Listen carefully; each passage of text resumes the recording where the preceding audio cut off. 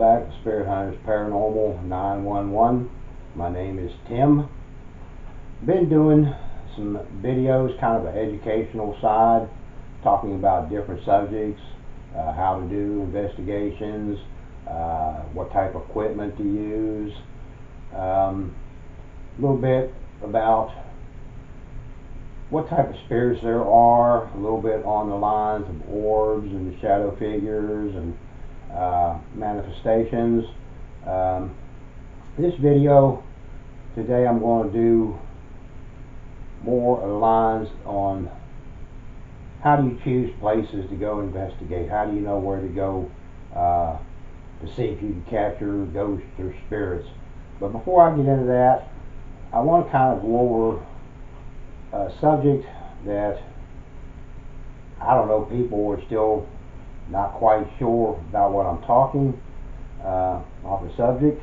I've talked about it in some of my other videos, and of course, be sure to go check out some of our other videos on the educational line.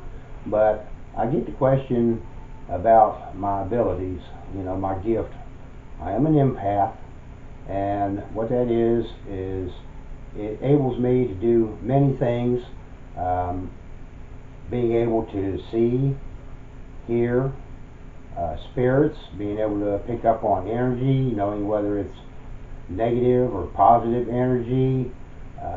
It kind of gives me an insight of what's around me, as well as I'm able to take a photo, look at a photo, or watch a video, and sometimes I'm able to pick up on little different things through that. Now, a lot of people, they say, well, why don't you use your ability when you go do your investigations and when you're doing your videos? There's a couple reasons I don't use it. One is that, to me, if you're using your ability when you're investigating, seeing spirits, or trying to communicate with them, get them to do things for you so you can document, it's almost as if they know that you do have this ability and you are communicating with them. You're actually acknowledging that you see them. It's almost like they get scared. They just disappear on us. It's happened to me many times. That's one reason why I don't use that in a lot of my videos. I don't know if it's because they believe that they have the advantage. It's on their home field, that if you know that they are there, it's like it scares them. Don't know if this is really the reason why, but in my opinion, it kind of seems that way, because like I say, I see a spirit and I say, well, yeah, I see you there. You're standing right here in front of me. They're going to know, well, hey, you can see me. Just like they disappear. So I don't use it in that sense.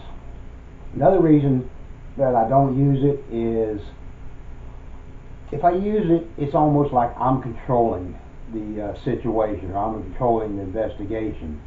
To me, I'm trying to do the videos more or less show people that it's not me doing it, because a lot of people say, well, just because you say you see him or you talk to him, how do we know it's real? We're just going by what you're saying. That's basically your opinion. You could be just making the stories up. So I'd rather have it to where I'm allowing the spirits to basically do their thing, make their move, show their presence, like they're in control. It seems to me a lot better, and you get a lot more activity that way. Something that the viewers can see. Of course, again, a lot of them have their own opinions. There are skeptics that do believe or don't believe. People they have their own opinions on whether it's real or not. I just usually say, well, use your own judgment. Believe what you want to believe or don't want to believe. I can't really, control that or make people believe that it is real. All I can do is present what I'm able to capture, things that happen, and I kind of leave that up to their judgment. But I like to do it that way, and of course a lot of people say, well, it looks like you're an amateur, looks like you're a beginner out there. Well, yes, it does. Because like I say, I don't use the ability I have, to control the situation. I allow the spirits more or less to control it, to do what they want to. So I kind of act like I'm just don't know anything. I don't have any ability. So keep that in mind when you watch my videos. That's kind of the reason why I do stuff like that. And like I say, it seems like I get a lot more activity that way rather than to control it, because it's almost like it scares them off. The subject, like I say, I'm going to talk about today is going to be more on how do you know where to go, how to go do an investigation. A lot of people, they think that, well, you have to go to a place that's already known to be haunted to be able to, have any type of paranormal activity. That does help, because usually you're always getting something there that is happening, but it's not necessary that you have to go to a place like that. Spirits are just about everywhere. Be in your home. They could be in the woods somewhere. They could be near a bridge. Be in an old abandoned building. These places, a lot of times we don't have any signs or anything that there's any paranormal activity going on there, because most of the time they're just there. But it doesn't mean that just because we don't feel them or pick up on anything or see anything, it doesn't mean that they aren't. I've gone to many places. I've done investigations at a lot of different places, over all the years that I've been doing this. And I've even gone into homes, to visit somebody, or, and I've been able to pick up on spirit energy that are in their home, and they don't even know it. It's there. Most of the time I don't say anything about it, because I don't want to, more or less alarm family, say, hey, you got, a spirit here in your home. Did you know that? Sometimes that freaks people out. So the only time I do something like that is if somebody contacts me and says they're having some strange things happen in their house. They think it might be a spirit or something demonic. They want me to come and check it out and see what I can pick up on if there is something there. That's usually about the only time I really use my abilities, for doing investigations or helping a client out, or, whether it's to help them understand what's there or help them get rid of what's there. Even when I'm looking at like a photo or a video, I'll use more of my abilities to be able to pick up on what kind of sense or what I can pick up on those. A lot of times,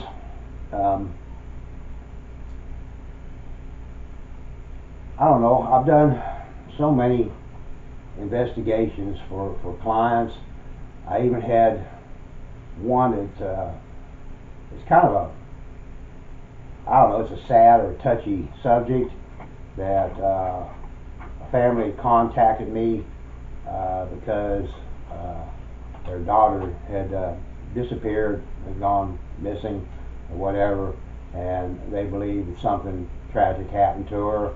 Of course, the law was involved into it, for lost and found, and, trying to determine, what happened to their daughter. And I was called in to see if I would be able to communicate if she was something that tragically happened to her, if I was able to connect with her spirit to find out, what had happened, or possibly where she was. And we were there for probably a good week and a half, 2 weeks, and I was able to connect with her spirit. And it was almost like, well, a game, but I don't really want to say it was like a game. It's kind of like hide and seek, where you have clues that you try to you know, find something, something like that. It's kind of hard to talk about this because, I mean, it's kind of depressing, but kind of results of it was that over the period of time, we were able to locate her body from going to different areas, around that community where she was last seen. And when you talk to a spirit, a lot of times you can't. It's not like talking to each other, like we talk to each other, where we can hold a conversation. When you talk to a spirit, you get kind of like bits and pieces. And all we were able to get from her is that she was buried. We do know that there was a lot of trees around, and we also knew that there was water there. So, I mean, with just those little bits of clues, and if you live in an area where it's got a lot of wooded area, or different places, it could be a pond, it could be a stream, it could be a lake, it's hard to pinpoint exactly where it is. So we have to go to different areas, basically, are we getting close? Can you give us a street name, or give us some kind of sign or description, of where you're at. But we kind of narrowed it down to one area, and of course at that point we turned that information over to the family and the authorities, and within, I believe it was about 3 or 4 days, they put out like a search party or whatever in that area, and they were able to come across the body. And stuff like that I do. I don't do too many of those because it's kind of hard on me to do something like that. It's stressful, and I just don't like doing things like that. I would rather do more in the lines of helping families that have some kind of situation in their home, whether they just try to find out some answers of what's there, or whether they just want to be rid of it because they're scared of having it around. They just don't feel secure or safe. So that's about the only time really that I really use my abilities. Now I do know that there are a lot more things I could do.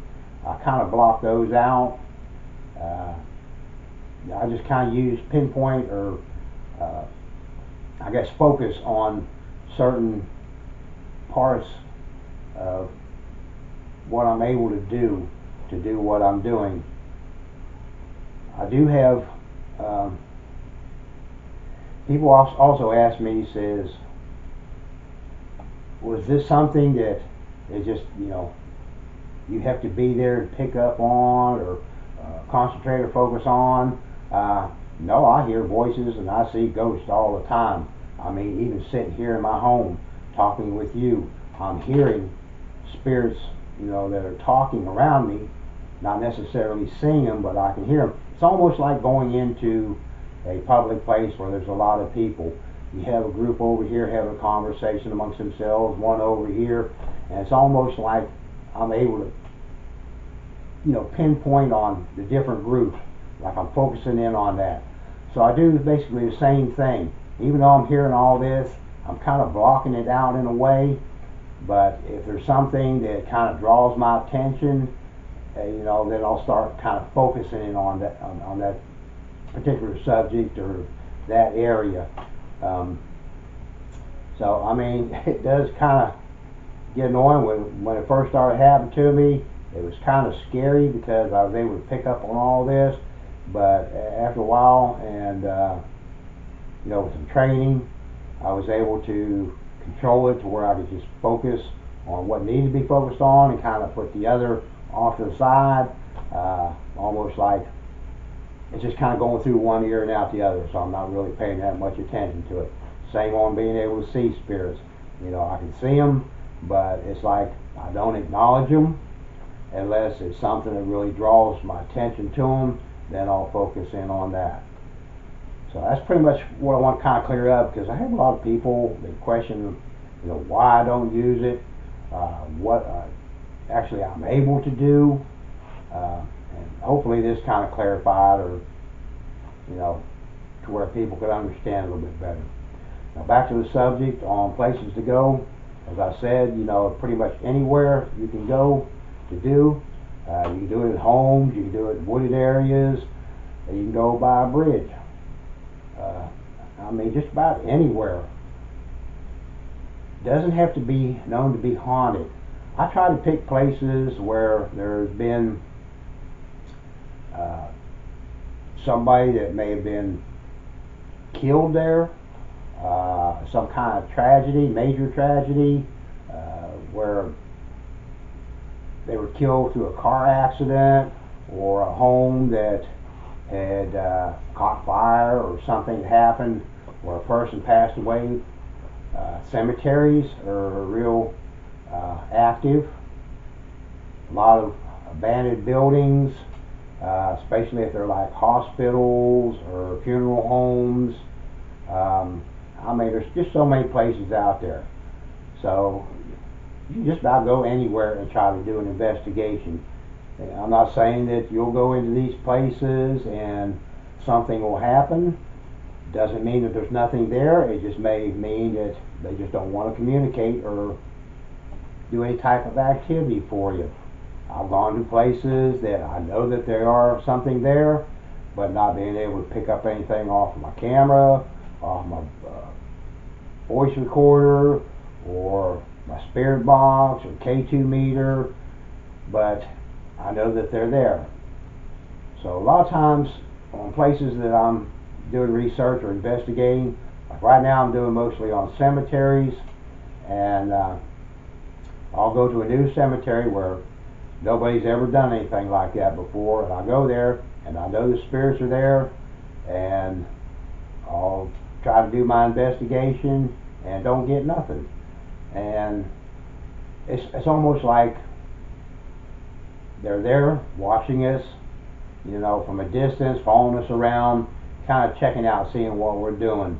It's like they have to build up kind of a trust between us to where they feel kind of secure or safe, knowing that we're not there to harm them or any of our equipment is going to harm them. So they're just kind of watching. But we'll go back, you know, several times. The second time we go back, it might be the same thing. We'll spend a couple hours there trying to get spirit box, trying to get them to do some kind of activity for us, and may not get nothing. Third time we might start to get a little bit, but each time we go back we seem to get more and more. So it's something you have to have a lot of patience with when you're doing this.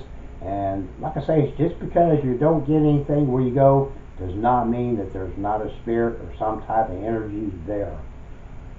So, you know, just kind of use your own judgment. You know, you go out and just try different things. Just because you try to do a certain investigation this way, maybe the next time go back, do it a little bit different. Use some trigger objects. You know, see if you can't get them to do something. You know, always be kind of polite and courteous. You know, let them know who you are. Let them know that you're not there to harm them, or any of the equipment you have will harm them in any way. Because basically you're going into their home. You're on their turf. So we're kind of basically asking permission to be there, and we're asking them to come and join us, to interact with us, to do some things to show that their presence is with us.